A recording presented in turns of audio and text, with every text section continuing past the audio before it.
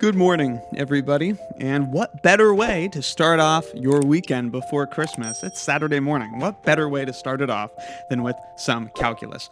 Everybody's out of school by now, right? Everybody's on break. Plus, it's the weekend, so nobody's at school. But we can still do calculus. Nothing stops you. That's the beautiful thing about calculus. You could just keep doing it and doing it. So, it's great. It's the 23rd. Let's find compartment number 23. Oh, look, there it is. I'll zoom in for you, and we can get into this box before we start our Saturdays off the right way with some calculus. This is the wrong way, like doing it with chocolate, but hey, we're going to make it right afterwards. I'm going to put the free response question we're doing today on screen now. You can take a look at that while I open up this compartment. Hey, there's only a couple days left. Be sure to catch up on all the episodes. There's a link in the description to the full AP Calculus Free Response Question Advent Calendar playlist, so you can go watch all of those videos before the last two episodes come out. So I'd appreciate it if you did that. There's been so much work, so much chocolate. The problem we're doing today is a particle problem. We got like some particles moving around on the x-axis. Love moving around on the x-axis. And we'll just, take some derivatives, answer some questions about them based on their velocity, use the calculator, use the math button a lot.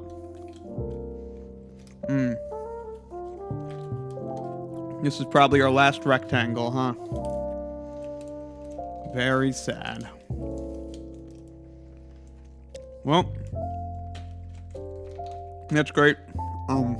Let's do the math now. This is free response question 2 from the 2021 AP Calc AB exam. This was part of the calculator section. We will use our calculator a good amount throughout this problem.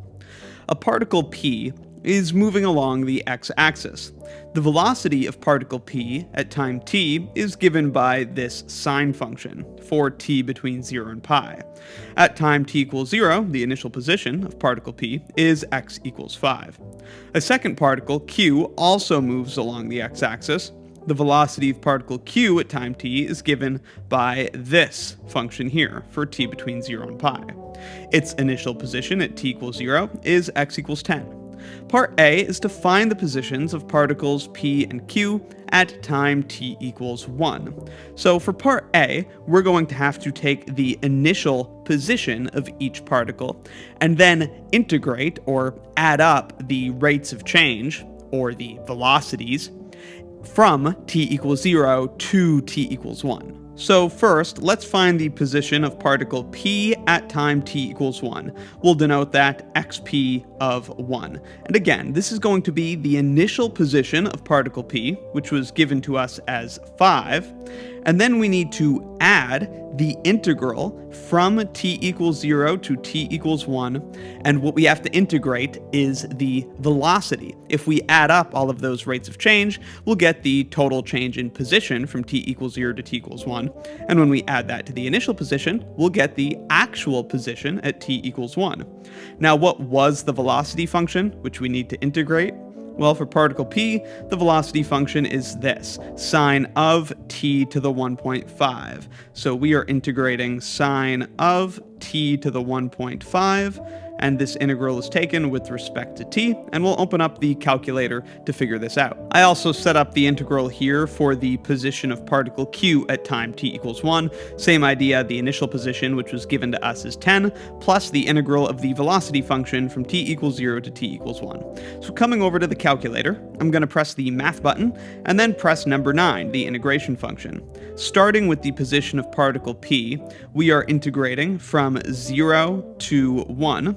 The function we're integrating is sine of, we'll use x instead of t for convenience. This is x to the power of 1.5, and this integral is taken with respect to x. This is about 0.3707. Let's not forget to add 5 to it. We have to get that 5, that initial position.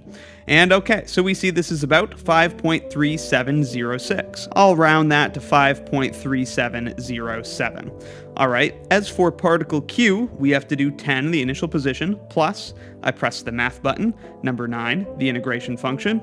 We're integrating from 0 to 1. This function is x minus 1.8. Again, we're using x instead of t for convenience in our calculator, multiplied by 1.25 to the power of x, and this integral is taken with respect to x. This gives us an answer of about 8.5644. And there's our conclusion. At time t equals 1, p has this position, and particle q has this position. All right, moving on to part B. Are particles p and q moving toward each other or away from each other at time t equals 1? And we need to explain our reasoning. Now, looking back at our answer for part A, we see that particle q is to the right of particle p, because particle p is at about x equals 5, particle q is at about x equals 8.5, so q is to the right of p. If we sketch that out real quick, maybe particle p is right here and particle q is right here. The important part is that q is to the right of p. So if they're moving towards each other, then particle p should have a positive velocity, and particle q should have a negative velocity. It's moving to the left. For them to be moving away from each other, particle p should have a negative velocity, it's moving to the left, and particle q should have a positive velocity, it's moving to the right. It is also possible that they could be moving the same direction, and yet they could be getting closer together or further apart, but let's first see what their velocities are, and we can talk about that situation if necessary. We'll begin with the velocity of particle p, and the time we're interested at, again, is time t equals 1. So what's the velocity of particle p at time t equals 1? Well, we know what the function for the velocity of particle p is. That is sine of t to the 1.5. So this would be sine of 1 to the 1.5. If you plug this into your calculator, you'll get about 0.841.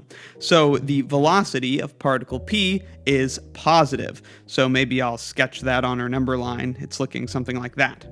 As for the velocity of particle q at time t equals 1, remember that the velocity of particle q is t minus 1.8 times 1.25 to the t. So at t equals 1, this would be 1 minus 1.8 multiplied by 1.25 to the 1, which of course is just 1.25. And this is just negative 1. So we see the velocity of particle p is positive, whereas the velocity of particle q is negative. It's less than 0. So indeed, these particles are getting closer to each other. They're moving towards each other. And there's our logic written out. Since the position of particle p at time t equals 1 is to the left of particle q, and the velocity of p is positive, meaning it's moving to the right, whereas the velocity of q is negative, meaning it's moving to the left, p and q are moving toward each other at the time t equals 1. Let me add that. This is at the time t equals 1. All right, let's move on then to part C. Find the acceleration of particle q at time t equals 1. Is the speed of particle q increasing or decreasing at time t equals 1? And explain our reasoning.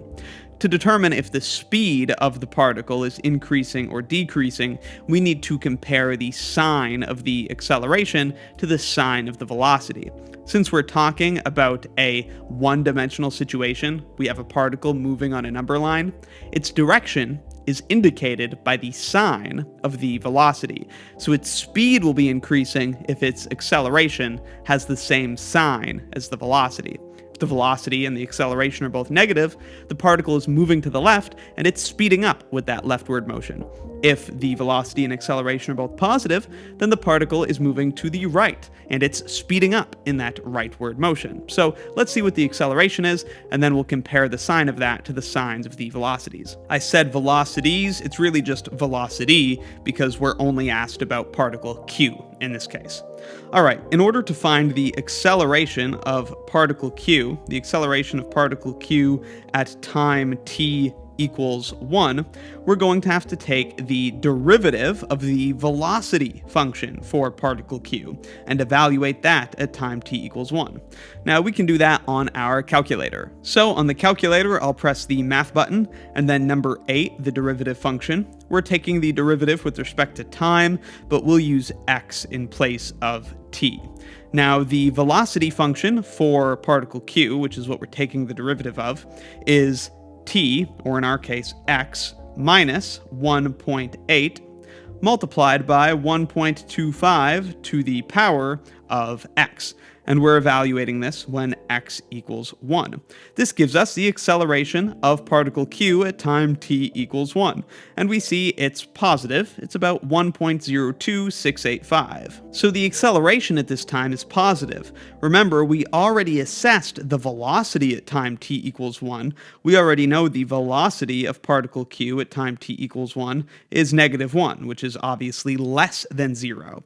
So since the sign of the acceleration is opposite the sign of the velocity, the particle is actually slowing down. The velocity is negative, so it's moving to the left, but the acceleration is positive, which means it's actually moving to the left, but it's slowing down. And remember, that's because for a negative velocity, a positive acceleration means that the velocity is getting closer to 0. Closer to 0 means the speed is going down.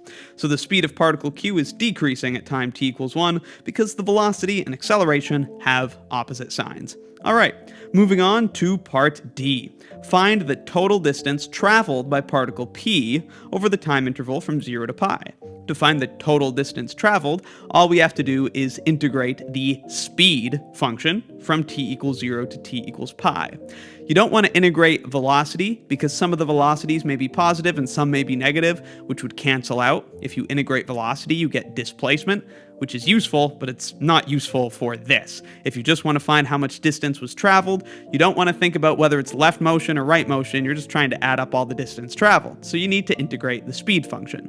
Speed is the absolute value of velocity. So here for part D, we are going to integrate from time t equals 0 to t equals pi the absolute value of the velocity function of particle p. This integral, of course, is taken with respect to time. And we can do this on a calculator. Press the math button.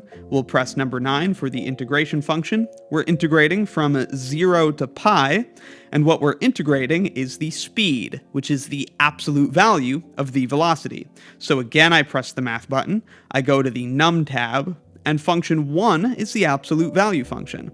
Inside of this, I put the velocity, which is sine of t, or in our case x, to the 1.5. All right, we've got the velocity function in the absolute value. We're taking the integral with respect to x, and there we go. The total distance traveled from t equals 0 to t equals pi is about 1.931. Finally, there is our conclusion. Over the time interval from 0 to pi, the total distance traveled by particle p is about 1.931. And that completes our solution to free response question 2 from the 2021 AP Calc AB exam. Let me know in the comments if you have any questions, and be sure to check out the full AP Calculus Advent Calendar free response question playlist. There's a link in the description. It's almost over, so be sure to catch up while you still can. I'll see you tomorrow for another episode and another free response question. Thanks for watching.